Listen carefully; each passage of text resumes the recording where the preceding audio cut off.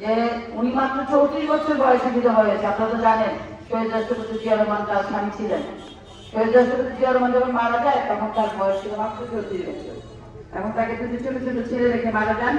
এই ছেলে দুটোকে মানুষ করা, এবং আপনারা তো জানেন শহীদ জিয়া রহমান কিছু রেখে যায়নি, কোনো বাড়ি ঘর ব্যাংক কিছু রেখে যায়নি। তখন ওই সময় যে সরকার ছিল, বিএনপি সরকার ছিল, ছাত্র সাহেবের সরকার, তখন তারা বেগম খালেদা জিয়ার বসে চিন্তা করলে যে এই মহিলা তাদের বাচ্চাদের কিভাবে মানুষ করবেন। তখন তাকে একটি বাড়ি দেওয়া হলো, আর বলে যে বাড়িতে থাকবেন আর বাসা ভাড়া নেবেন, এই যে তিনি তার ছেলে দুটোকে মানুষ করবেন।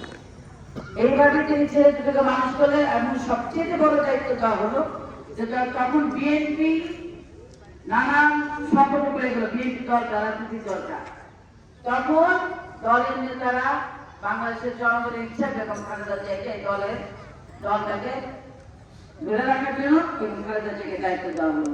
এবং এই নেত্রী, আমাদের আপসী নেত্রী, তিনি এই বাংলাদেশের 64টা জেলায়, প্রতিটা থানায়, প্রতিটা জেলায় গিয়ে গিয়ে তিনি বাংলাদেশ জাতীয়তাবাদী দলকে আজকে প্রতিষ্ঠিত করেছেন।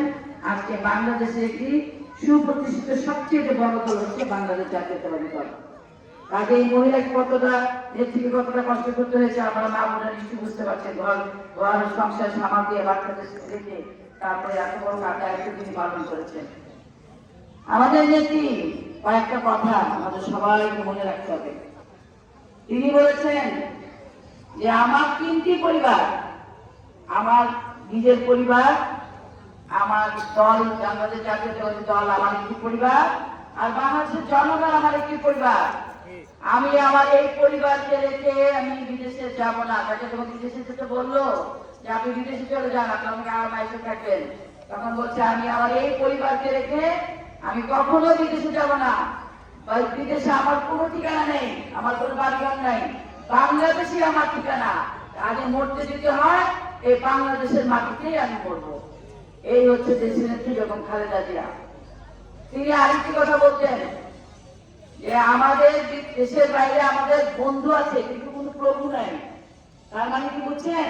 তার মানে হচ্ছে বিদেশ থেকে যারা অনেক আমাদের বহিরা শক্তির যারা আমাদের বাংলাদেশকে আক্রমণ করতে চায়, ষড়যন্ত্র করতে চায়, বাংলাদেশকে দাবিয়ে রাখতে চায়, বাংলাদেশে বিশ্বের মানচিত্র থেকে মুছে ফেলতে চায়, তাদেরকে তিনি বলেছেন যে তোমরাও একটা দেশ, বাংলাদেশও একটা দেশ, তোমাদের সাথে আমাদের কথা হবে সমান সমান। দেশের বাইরে আমার বন্ধু আছে কিন্তু কাউকে আমি প্রভু হিসেবে মানি না। এটাই হচ্ছে বেগম খালেদা জিয়া। যে কারণেই তাকে বলা হয়েছে আপসী নেত্রী, দেশীয় নেত্রী। তা আজকে বন্ধুরা, আজকে তার মৃত্যুতে আমরা সত্যি শোকাহত। কারণ কি জানেন? কারণ আমরা সাধারণ মানুষ একটা চিকিৎসা সুযোগ পাই। আপনারা অসুস্থ লাগলে হাসপাতালে যান না, হাসপাতালে যান, চিকিৎসা পান। কিন্তু বেগম খালেদা জিয়া এমনই একটা মানে কপাল পড়া মহিলা যে তিনি তার অসুস্থ অবস্থায় তিনি কিন্তু চিকিৎসা করতে পারেন নাই। তিনি বারবার বলছে তিনি অসুস্থ। বিএনপি 48 বার তৎকালীন সরকারের কাছে আবেদন করেছে বেগম খালেদা জিয়া অসুস্থ, তাদের চিকিৎসা দেওয়া হোক, তাকে হাসপাতালে না হোক। কিন্তু তৎকালীন সরকার তাকে বলেছে তিনি নাকি অভিনয় করেন, তিনি নাকি বেগম খালেদা জিয়া নাকি অসুস্থ না। কিন্তু আজকে আপনারা তো দেখলেন বেগম খালেদা জিয়া কত অসুস্থ ছিল। চোখ খুলে আপনারা নিজেরাই দেখেছেন শেষে তার কি অবস্থা। এবং আপনারা দেখেছেন 24-এ যে গণ আন্দোলন, ছাত্র গণঅভ্যুত্থান হলো, সেই গণঅভ্যুত্থানের পরে তার বড় ছেলেকে তিনি নিয়ে গিয়েছিলেন, যে তার আমার কাছে গিয়েছিলেন। কিন্তু সেখানে লন্ডনের ডাক্তার বললেন যে বেগম খালেদা জিয়ার যে অবস্থা, যদি 1টা বছর আগে তাকে আনা যেত তাহলে তাকে আরো বেশ কিছু ট্রিটমেন্ট দিয়ে হয়তো বেশ কিছুদিন তাকে বাঁচিয়ে রাখা যেত। যেখানে তিনি চিকিৎসার কোনো সুযোগ পায়নি। এবং দেখেছেন দেশে আসার পরে এই হাসপাতালের বাসা করতে তিনি আমাদের ছেড়ে চলে গেছেন। এই বোনেরা, ভাইরা, আপনি আপনারা যারা শুনছেন, বেগম খালেদা জিয়া এদেশের জিয়া পরিবার, শহীদ রাষ্ট্রপতি জিয়া রহমান বাংলাদেশের স্বাধীনতা ঘোষণা করেছেন, এই দেশের জন্য তিনি জীবন দিয়েছেন। তার স্ত্রী এদেশের বাংলাদেশের মানুষের জন্য, এদেশের গণতন্ত্র প্রতিষ্ঠার জন্য, এই আধিপত্যবাদ সাম্রাজ্যবাদের বিরুদ্ধে তিনি আপসহীন থাকার জন্য আজীবন লড়াই করেছেন, আমৃত্যু লড়াই করেছেন। কাজে বাংলাদেশের জনগণের প্রতি তার যে ভালোবাসা, তার যে দায়িত্ববোধ তিনি কিন্তু দেখিয়ে গেছেন। আমরা যারা জনগণ, আমরা যারা দল করি, আমাদের কিন্তু ওনার প্রতি দায়িত্ববোধ আছে না? ওনার প্রতি আমাদের দায়িত্ব আছে। বাংলাদেশের জনগণ তার যার যে জানাজা হয়েছে 1,40,00,000 লোক বাংলাদেশ থেকে এসে, তার কোনো কাউকে কিছু বলতে হয় নাই, যার যার মতো করে গিয়ে জানাজা উপস্থিত হয়েছেন এবং তার প্রতি শেষ শ্রদ্ধা জানিয়েছেন।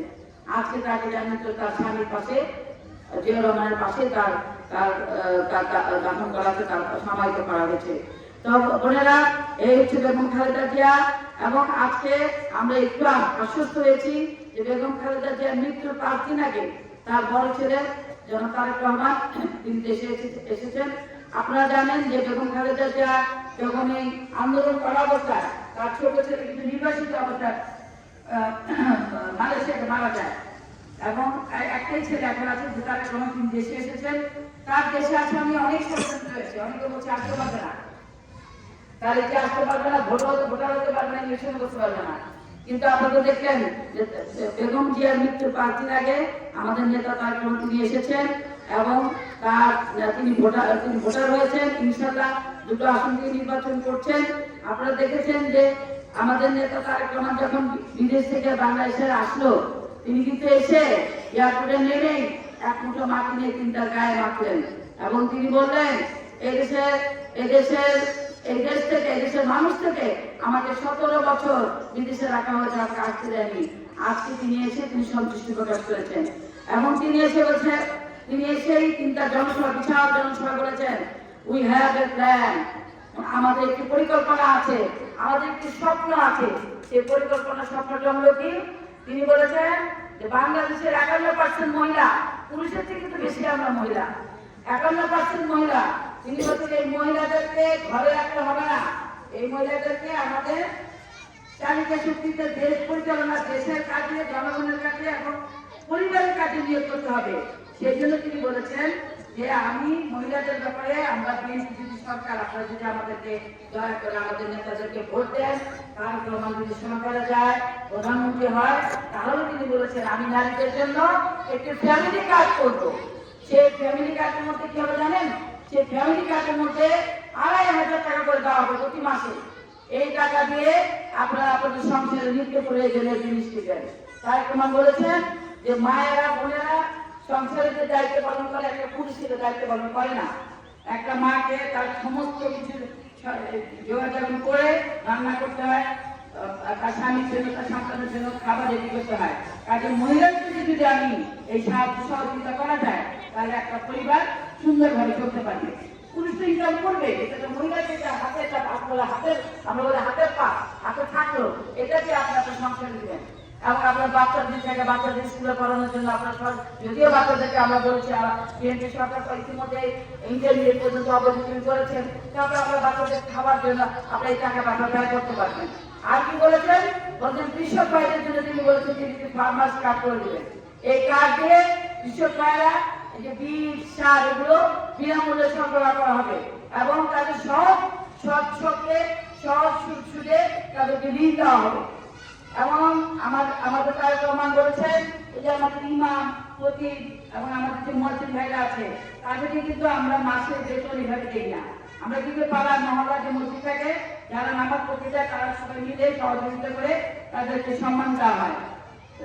তারেক রহমান বলেছে না, আমরা বিএনপি যদি সরকারে যায়, আমরা এই ইমাম মুয়াজ্জিনদের জন্য প্রতি মাসে আমরা সম্মানের ব্যবস্থা করবো এবং 2টা ঈদে তাদের উৎসব ভাতা দেওয়া অন্য সাধারণদের মতো, শুধু মুসলমানদের জন্য নয়। তিনি বলেছেন হিন্দু, বৌদ্ধ যে পুরোহিত আছে তাদেরকে এইভাবে সম্মানিত দেওয়া হবে এবং তাদেরকে উৎসব ভাতার মধ্যে আনা হবে। এবং তিনি আরেকটি গুরুত্বপূর্ণ কথা বলেছেন যে বিএনপি যদি ক্ষমতায় যায়, এই যে আমরা সরকারি হাসপাতালে যাই, আমাদের সরকারি হাসপাতালে কিন্তু তেমন ভালো চিকিৎসা করা হয় না। তিনি বলেছেন প্রত্যেকটি সরকারি হাসপাতালের সিট সংখ্যা বাড়ানো হবে, ডাক্তার বাড়ানো হবে, নার্স বাড়ানো হবে এবং সেখানে উন্নত মানের চিকিৎসা দেওয়া হবে। এমনকি তিনি বলেছেন যে আমাদের যে প্রাইভেট হাসপাতালগুলো আছে, সেই প্রাইভেট হাসপাতালগুলোতে আমরা চেষ্টা করবো যাতে বিনামূল্যে এখানে ট্রিটমেন্ট বা উন্নত মানের চিকিৎসা দেওয়া হয়। এই হলো আমাদের স্বাস্থ্য নিয়ে পরিকল্পনা। এবং সর্বশেষে বলবো আমাদের যুবক ভাইদের নিয়ে তিনি একটি গুরুত্বপূর্ণ কথা বলেছেন। তিনি বলেছেন বাংলাদেশে 3 কোটি আমাদের বেকার যুবক ভাইরা রয়েছে, শিক্ষিত অশিক্ষিত মিলে। এই 3 কোটি যুবকদেরকে আমরা বিএনপি ক্ষমতায় 5 বছরের মধ্যে 1.5 কোটি যুবককে চাকরির আওতায় আনা হবে এবং যারা বিদেশে যেতে চান তাদের উন্নত প্রশিক্ষণ দেওয়া হবে। আমাদের দেশে যারা বিদেশে যায় লেখাপড়া করে যায় কিন্তু ওখানে যে কাজের যে দক্ষতা দরকার সেই দক্ষতায় কিন্তু শ্রমিক পাঠানো হয় না। সেই কারণে আমাদের বাংলাদেশের ছেলেরা গিয়ে কাটাকাটি করে চলে আসতে চায়, থাকতে চায় না। সেই জন্য তিনি বলেছেন যে আমরা উন্নত প্রশিক্ষণ দিয়ে যে দেশে যে ধরনের শ্রমিক পাঠানো হয় সেই রকম প্রশিক্ষণ দিয়ে আমরা তাদেরকে বিদেশে পাঠাবো। এমনিভাবে আমাদের প্রত্যেকটা বিষয়ে আমাদের নেতা জনাব তারেক রহমান তিনি বলেছেন যদি বিএনপি ক্ষমতা যায় আমাদের যে 31 দফা এই আন্তর্জাতিক আমরা এরকম 31 দফা আছে যার মধ্য দিয়ে আমরা ইনশাআল্লাহ বিএনপি সরকার পরিচালনা করবে।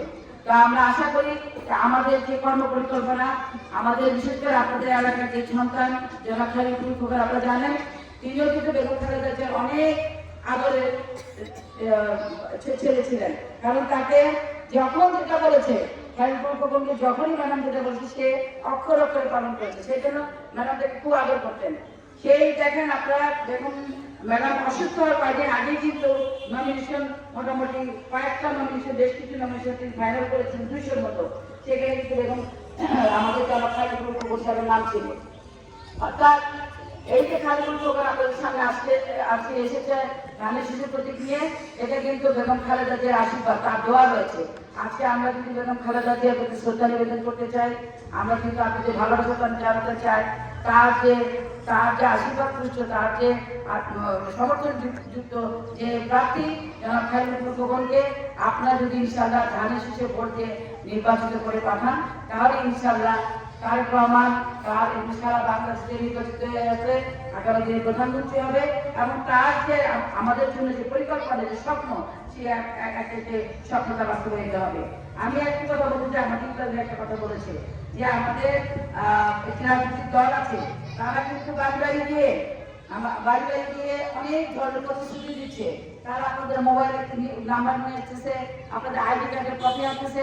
আইডি কার্ডের কপি কিন্তু কাউকে দেওয়া ঠিক না, আইডি কার্ডের কপি দিয়ে কিন্তু আপনি যখন আপনি ফ্যামিলি কার্ড করবেন, আপনি যদি আপনার বাচ্চার জন্য কোনো কার্ড ব্যাংকে গিয়ে যদি আপনি অ্যাকাউন্ট করেন এই আপনার আইডি কার্ড দিয়ে কিন্তু যে কোনো সময় হ্যাক করা হতে পারে, হ্যাক করে আপনাদের টাকা পয়সা থাকে সব নিয়ে যাবে।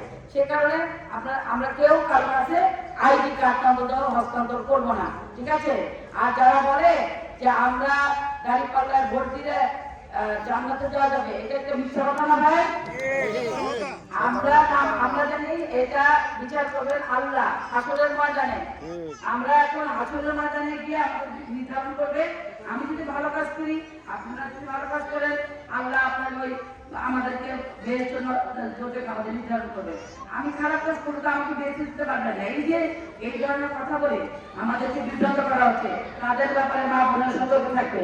আপনাদেরকে হয়তো মনে করে সহজ সরল গ্রামের মানুষ বা আপনারা হয়তো কিছু জানেন না, কিন্তু আপনাদের কাছে আমাদের অনুরোধ এই ধরনের কথা আপনারা কেউ বিভ্রান্ত হবেন না এবং আমার ভোট আমি দিব, যাকে খুশি তাকে দিব। এই ভোটের অধিকার প্রতিষ্ঠার জন্য বেগম খালেদা জিয়া আর জীবন লড়াই করে গেছেন, মৃত্যু পর্যন্ত তিনি লড়াই করে গেছেন।